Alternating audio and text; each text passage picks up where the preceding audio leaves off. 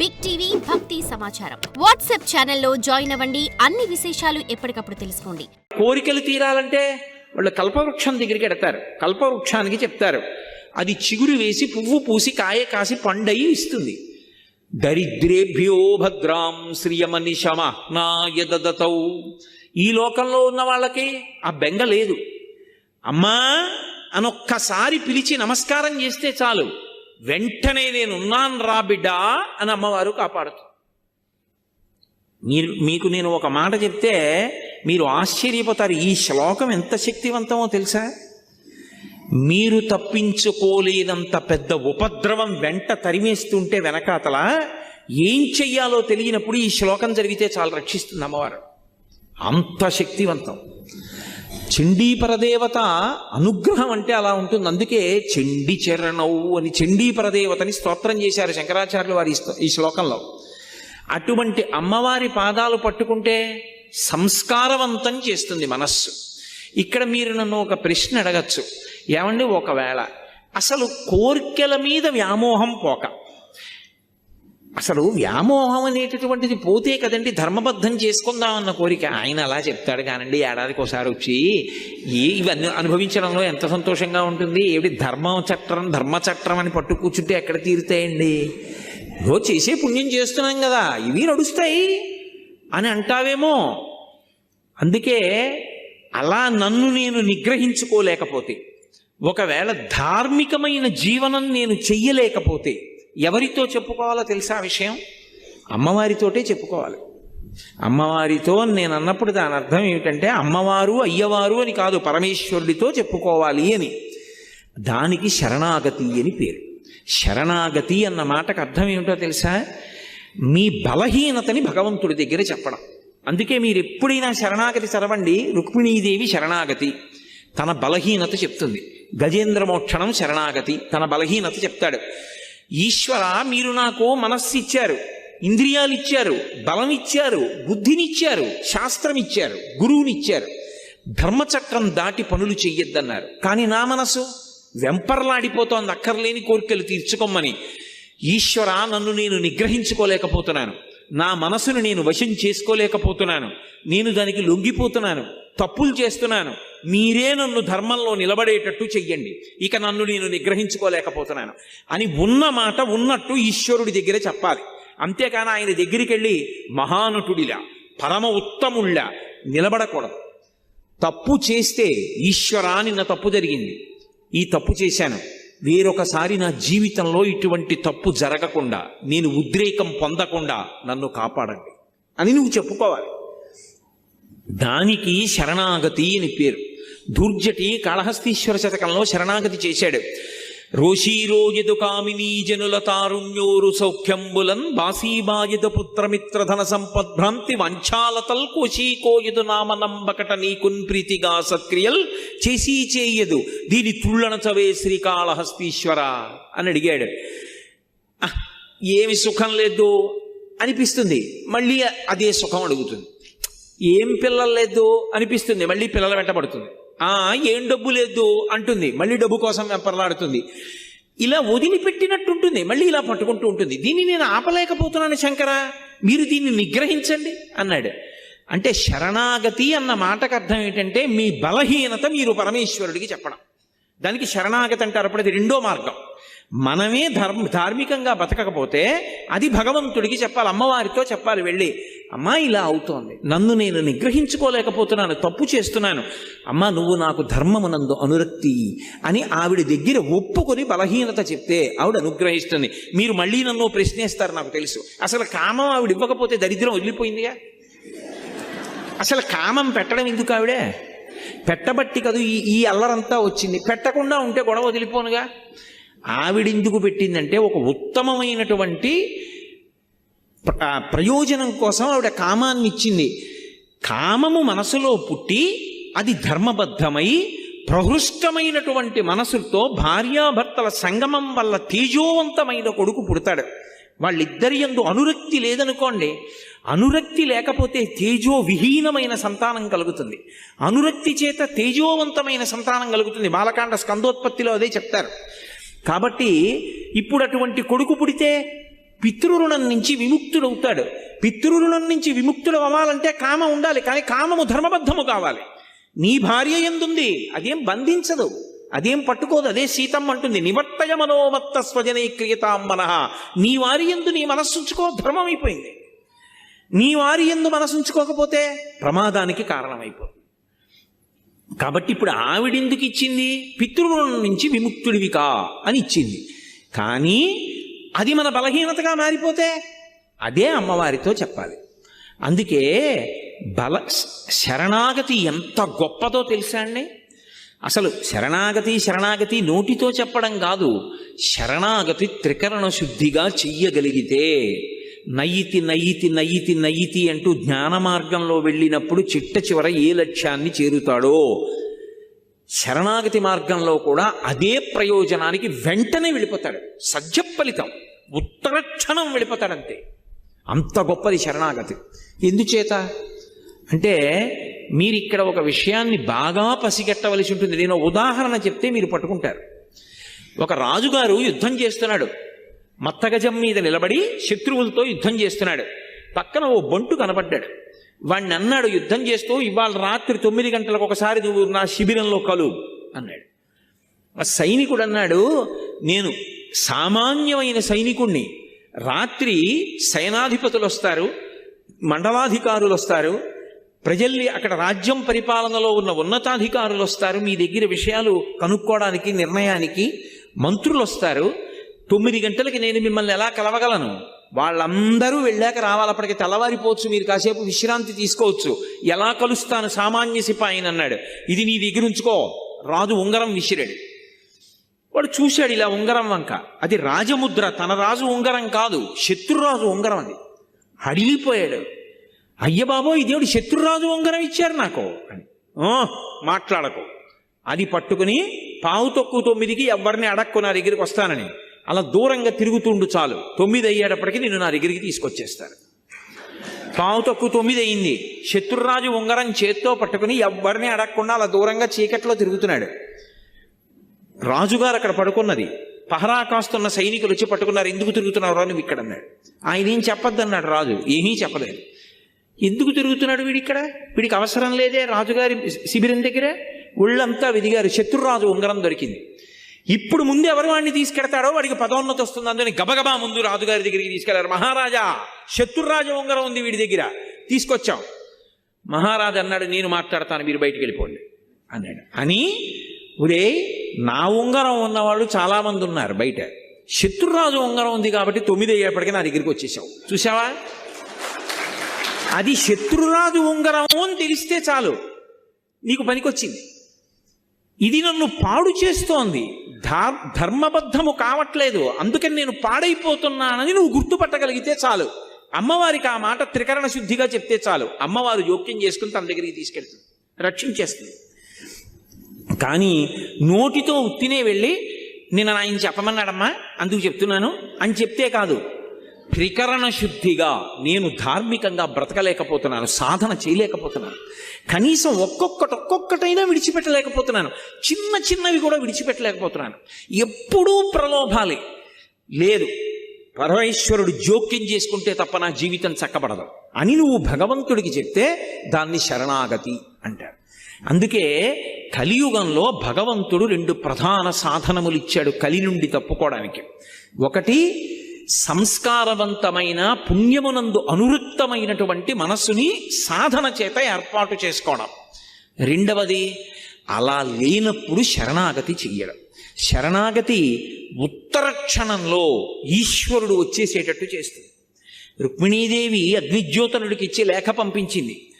లేఖ పంపించి, ఘనుల ఆత్మీయతమో నివృత్తి కొరకై గౌరీశు మర్యాద యవ్వని పాదంబుజతో యమందుములుగన్ వంచింతురో అట్టి నీ అనుకంపన్ విలసింపని ని వ్రతచర్యన్ 100 జన్మంబులన్ నిన్నే చింతించుచు ప్రాణములు విడచదన్ నిక్కంబు ప్రాణేశ్వర శ్రీయుతమూర్తి ఓ పురుష సింహమా సింహము పాలి సొమ్ము గోమాయువు కోరు చందమున ఈ దురాత్ముడు చైత్యుడు నీ పదాంబుజ ధ్యాయనైన నన్ను వడిదా కొనిపోయదనంచునున్నవాడు ఎరుగడు అద్భుతమైన భవత్ప్రతాపమున్ అని ఆ తల్లి నువ్వు వెంటనే వచ్చి నన్ను రక్షించాలని చదివాడంతే లేఖ.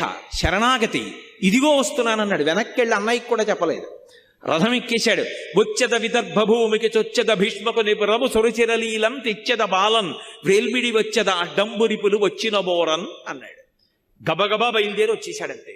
శరణాగతి ఉత్తర క్షణం ప్రయోజనాన్ని ఇచ్చేస్తుంది. ఒకటి సాధనన్నా చెయ్యాలి. అంటే సాధన ఎందు ఒడుదుడుకులు ఉంటాయి. మనసు వెంటనే మాట వినదు. అది వింటలేదని దానితో ఘర్షణ పడకుండా మెల్లమెల్లగా ఒక్కొక్కటైనా దుర్గుణములు విడిచిపెట్టే ప్రయత్నం చెయ్యాలి. అసలు నేను ఏమీ చేయలేకపోతున్నాను అనుకుంటే ఆ విషయం భగవంతుడికి చెప్పాలి. అది శరణాగతి. ఇప్పుడు సంసాధన అన్న మాటకు అర్థం ఏమిటంటే మనసుని సంస్కారవంతం చేసుకోవడం. మీకు నేను ఇందాక చెప్పా, పునర్జన్మ దాని మీదే ఆధారపడుతుంది అని.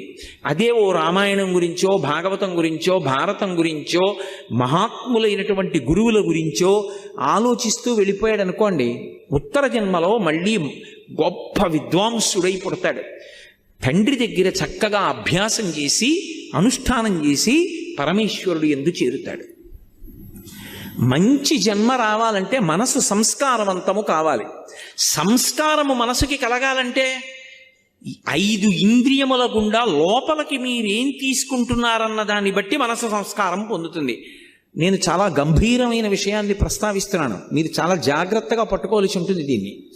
నేను ఒక మొక్క వేశాను అనుకోండి, ఆ మొక్క బ్రతకాలి అంటే అబ్బా దొరికిందండి మొక్క, నాకు దాని మీద ఎంత ప్రేమో అని తీసుకొచ్చి మా పడగదిలో పెట్టాను అనుకోండి, దానికి వెలుతురు ఎక్కడి నుంచి వస్తుంది? 2 రోజు చచ్చిపోతుంది. అది దాని మీద నాకు ప్రేమ ఉండి అది వర్ధిల్లాలంటే దానికి నీళ్లు పొయ్యాలి, సూర్యరశ్మి తగలాలి, మేకలు తినేయకూడదు, చీడ పట్టకూడదు, పురుగులు పట్టకూడదు, కాపాడుకోవాలా వద్దా?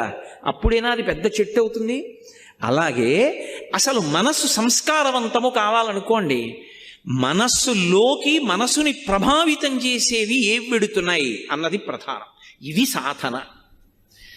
నీకిచ్చిన జ్ఞానేంద్రియములు 5 గుండా లోపలికి వెడుతుంటాయి విషయములు. అవి ప్రభావితం చేస్తాయి మనసుని.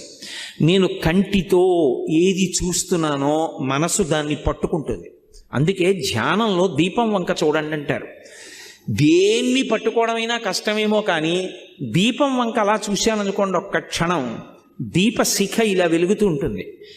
కళ్ళు మూసుకున్నాను అనుకోండి, కళ్ళ ముందు కదులుతూ దీపశిఖ కనపడుతుంది. నేను ఏది చూస్తున్నానో అది నా మనసుని ప్రభావితం చేస్తుంది. నేను మీకు ఒక ఉదాహరణ చెప్తాను. నేను అలా నడిచి వెళ్ళిపోతున్నాను. ఒక వ్యక్తి తీవ్రమైన వేగంతో కారులో వెళ్ళిపోతున్నాడు. ఓ కుక్క పిల్ల పరిగెట్టింది. ఆ కుక్క పిల్ల అలా పరిగెత్తింది, నేను వెనక్కున్నాను. కుక్క పిల్ల కారు కింద పడిపోయిందేమో, ఒక్క క్షణంలో నేను నిత్తుటి ముద్ద చూస్తానేమో. ఇప్పుడు నా మనసు స్వస్థతగా ప్రశాంతంగా ఉంటుందా? ఏదో ఒకటి కనపడే వరకు ఉద్విగ్నతకి లోనైపోతుంది. అబ్బా ఏమవుతుందో, అంత వేగంగా వెళ్ళిపోయాడు అని.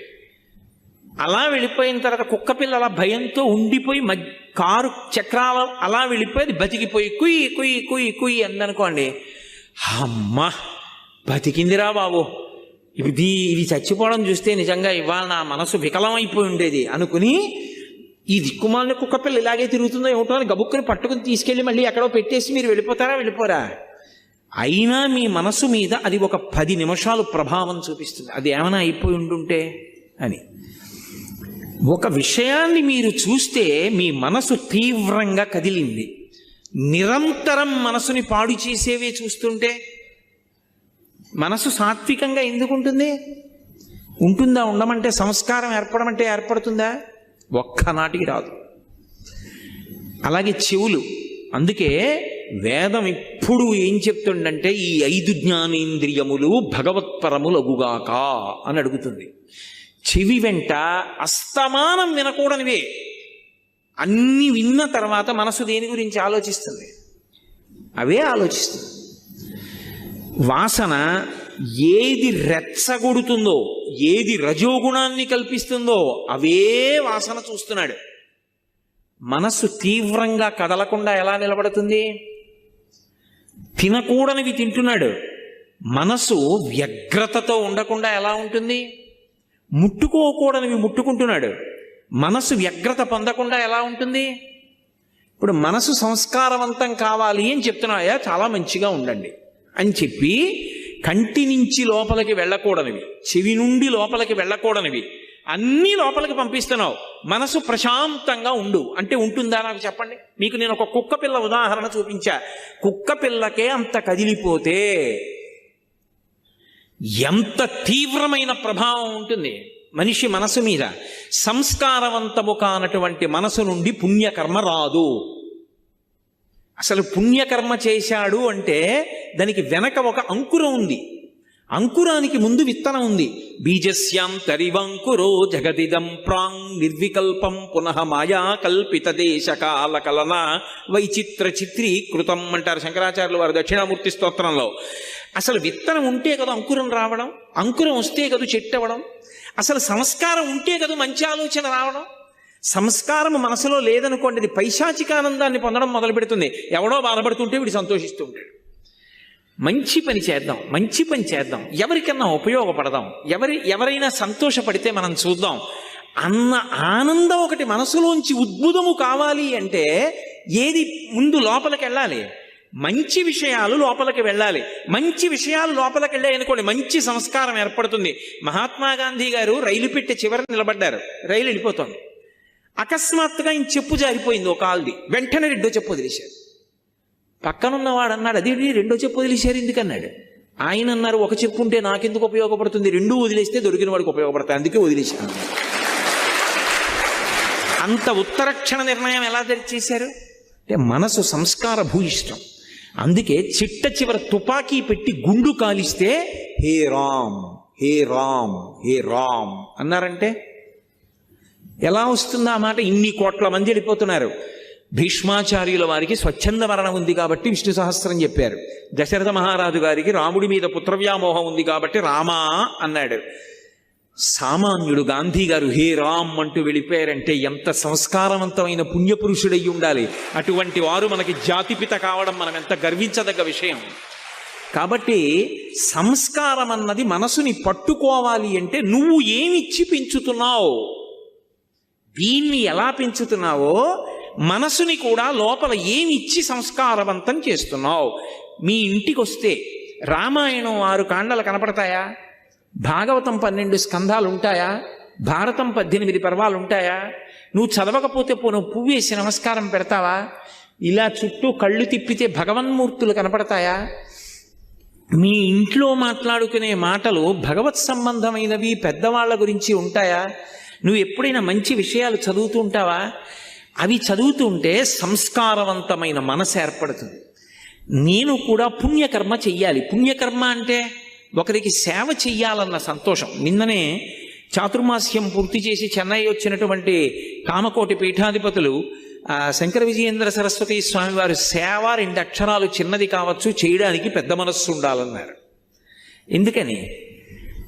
మీరు చూడండి, లోకంలో నేను వీరికి సేవ చేశానంటాడు.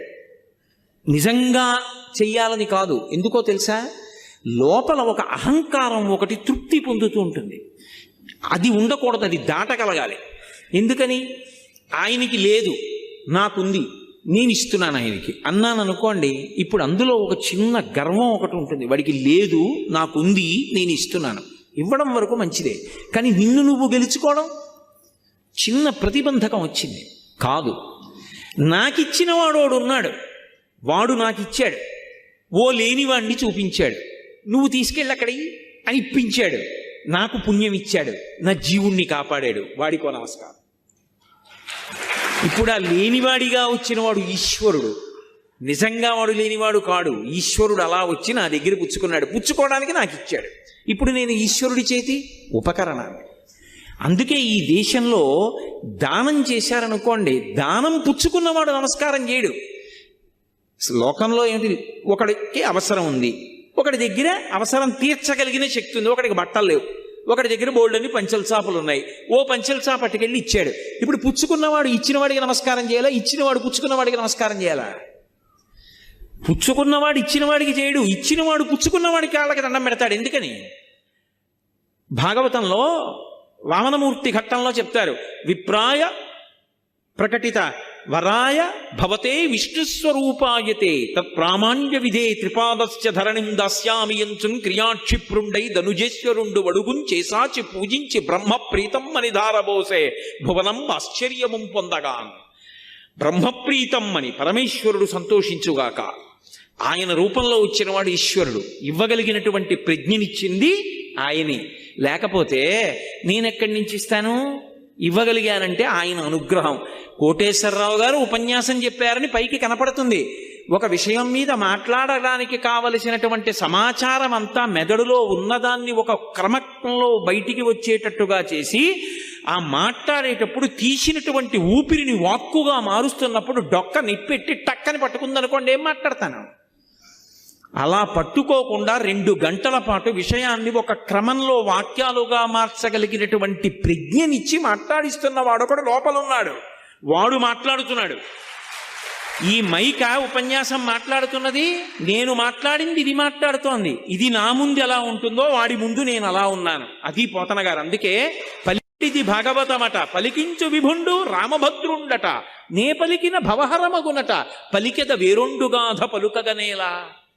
నేనా పలుకుతున్నది, రామచంద్రమూర్తి నా చేత పలికిస్తున్నారన్నారు మహానుభావుడు. ఇది సనాతన ధర్మంలో సేవ. మీరందుకే ఎప్పుడైనా ఒక విషయం గమనించండి, సేవ అన్నది మొదట ఎవరి దగ్గర ప్రారంభం అవుతుందంటే భగవంతుడి దగ్గరే ప్రారంభం అవుతుంది.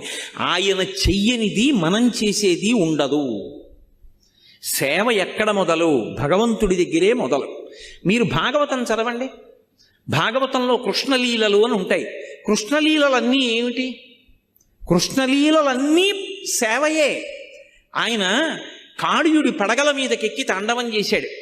ఇప్పటికీ వెంకటేశ్వర స్వామి వారికి సుప్రభాతం చేస్తే మనం అందులో ఇప్పటికీ చెప్పట్లేదు, శ్రీ వెంకటాద్రిశిఖరే శిరసశ్రుతీనాం అంటూ, స్వామి నువ్వు ఆ కాళీయుడి పడగల మీద పాదాలు పెట్టావు, వెంకటాచల పర్వతాల మీద వెంకటాచలం శిఖరం మీద పాదాలు పెట్టావు అంటాం. ఆయన పావు మీద ఎక్కి నాట్యం చేయడం ఏమిటండి? లోకంలో ఎవడైనా చేస్తాడా? పావు పడగల మీద 101 పడగల మీదకి ఎక్కి నాట్యం చేయడం ఏమిటి? అది కూడా మామూలుగానా? ఏదో భయపడుతూ పడగల మీద కాళ్ళు పెట్టలేదు. వెస దామోదరు పాదఘాతనగతుల్ వేవేల చందంబులన్ ప్రసమాటోపముచూపబాపణ భృచ్చటామండలం వసహంబై పగిలెన్ మణుల్ చెదరగా నాస్యంబులన్ సోణితం బెసగన్ దంష్టలు నుగ్గుగాగ గరళ వహ్నిజ్వాలికల్ వెల్వడన్ యమునా వీచి మృదంగ వజ్జములు మ్రోయం తీర గోపౌఘర్ష మనోజ్ఞ ధనితంబు గేయముగ జంచత్కాళి తవ్యాళి రంగ తరంగ తలంబునన్ పటుగతిన్ కంజక్షు నిర్మర్దనక్షము హృద్యద్భుత భీమమై పరగ దివ్య శ్రేణి చూచన్ దివిన్ అన్నారు. 101 పడగలు ఎక్కి తొక్కుతూ దాని తోక పట్టుకుంటే ఒక పడగ కిందకెడితే ఇంకో పడగ మీదకి ఎక్కాడు. మణులు బయటికి వచ్చేసాయి, ముఖాలు బద్దలైపోయి నెత్తురు కారిపోయి. ఎట్టి తపంబు చేసెనుకో, ఎట్టి సుకర్మములు ఆచరించెనో ఈ యహి పూర్వభవంబునందు మున్నిట్టి మహాత్ములకునైన చూడకరాని ఈ మహనీయ పాదముల్. స్వామి, మహాత్ములు చూడలేదు ఆ పాదాల్ని. శూరులు తొల్లియే విభుని శోభిత పాదనక ప్రభావళించేరి భవంధకారముల చిక్కక వందురు వట్టి దేవునిన్ వైరముతోడనైన గెలువన్ నను పంపి శుభంబు చేసి నిష్కారణమైన ప్రేమ ఇది కంసుని పోడు చకుండు కల్గునే అంటాడు అక్రూరుడు. కాలి గోటి కాంతి దొరకదొరాయింది. ఆయన్ని చూడగలిగావు. కాళీయుడా, నువ్వు ఎంత అదృష్టవంతుడివి. 101 పడగల మీద నాట్యం చేశాడు. ఎవరి కోసం? ఆయనకి సరదా పుట్టి నాట్యం చేయలేదు. కాళీయుడు కాళింది మడుగులో ఉన్న కారణం చేత ఆ నీళ్లు తాగితే ఆవులు దూడలు చచ్చిపోతున్నాయి. తెలియక తాగిన గోపాలబాలురు మరణించారు. వాళ్ళని బ్రతికించాడు. కాళీయుడు అక్కడ ఉండకుండా వెళ్ళిపోవాలి అంటే పడగల మీద తాండవం చేశాడు. పరమ సంతోషంగా, పరమ ఆనందంగా నవ్వుతూ. ఎవరి కోసం అది? ఆయన కోసం కాదు, గోపాలబాలుర కోసం, నోరు లేని ఆవుల కోసం, నోరు లేని దూడల కోసం. For more videos like this, subscribe Big TV channel.